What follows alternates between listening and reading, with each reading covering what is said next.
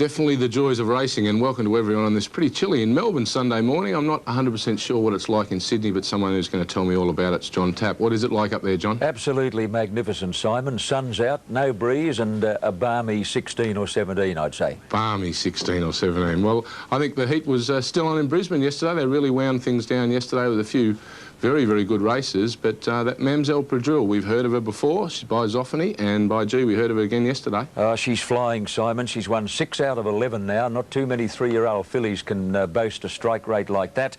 Now, there she is, widest of all in the apricot with the white cap. Apparently, the saddle shifted in running, and Glenn Boss kept her wide to make sure she stayed out of trouble.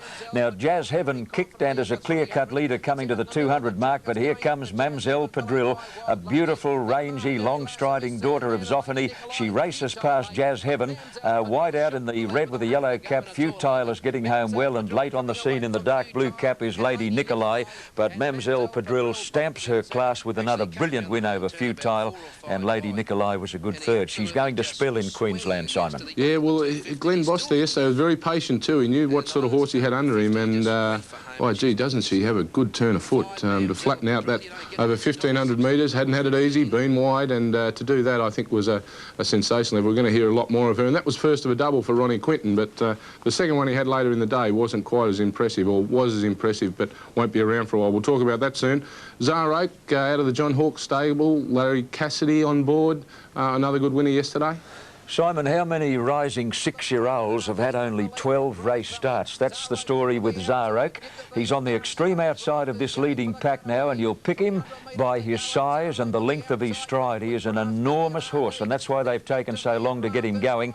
He charges up on the extreme outside. Ardeed in the black and orange is battling on. Raft is getting through on the fence, and down the outside in the red and yellow is Sky Angel. Look at the stride on this bloke, will you? Zarok, a son of Oak Ridge, and he wins well over Ardeed. And Sky Angel got up for third. And Johnny Hawkes is looking upon this horse, Simon, as a real Melbourne Cup hope.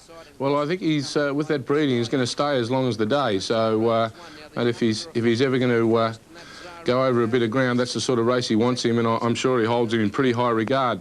And track looked like it was getting pretty chopped up there yesterday. The cutaway rail, they weren't making a lot from the inside, were they? No, the inside was definitely slower at Eagle Farm, Simon. Here in Sydney, it was the exact opposite.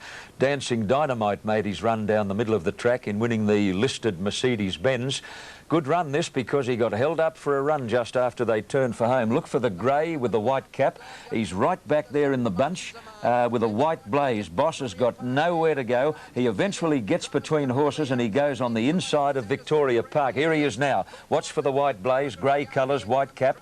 Wide out in the red with the white cap is Drum. Bulldog Yates the leader, swamped by Dancing Dynamite. Drum on the outside. His run might have finished, but it was entitled to, and Dancing Dynamite beat Drum, and inside Edge late on the scene got third. But Simon, the joy was short-lived, I hear. Yeah, it certainly was. He bled during that race, so Ronnie Quinton, as much as it was a double, a bit of a feature double. He hasn't been defeated interstate as yet. He hasn't ventured out of Sydney that much. He has won 3 out of 3, but Dancing Dynamite bled, so it's a 3-month layoff. And I was very impressed with the run of Drum. Came from, I think, barrier 17 and was never on the track, and I thought it was a ripper run. We're going to hear a lot more about Drum. Now, Sydney yesterday, another scenic horse. I tell you what, I think they're going to be a little bit of something, aren't they? Oh, he's a great sire, Scenic. He gets stayers, and this bloke will stay later for sure, Scenic Royale. Now, this is a mile 2-year-old, and Exult is well clear in the straight. Shindig in the black and orange is struggling. Scenic Royale in the Harry Lawton colours, white cap, close to the rails, is really starting to extend, and he's getting out after this leader. Another little horse wide out here in the worst of the going. Red sleeves, red cap is Chessmaster. He went almost as well as the winner, but Scenic Royale got up to win in the last stride from Exult. Vibrant Rancho was third, Chessmaster a very good fourth, and the winner cost Harry Lawton only $25,000, Simon, as a yearling, one of those great cheapies.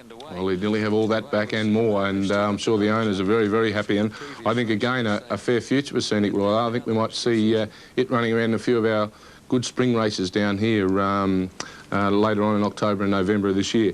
Now, Kenny Callender is always a man that speaks his mind. What was he telling us yesterday? Well, he's got something to say on most issues in racing, but he's particularly hot on one single issue, his cutaway Ken. Thanks, John. Well, if you were punting yesterday, I hope you were betting in Melbourne. Because if you were betting in Sydney, we saw the worst side of that dreadful innovation, the cutaway rail.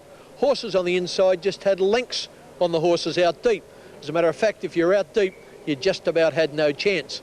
And what do you think happened up in Brisbane? Some genius up there decided to introduce the cutaway rail up there for the day. And exactly the opposite happened. The inside was like quicksand. The horses out in the fast lanes were out deep on the track.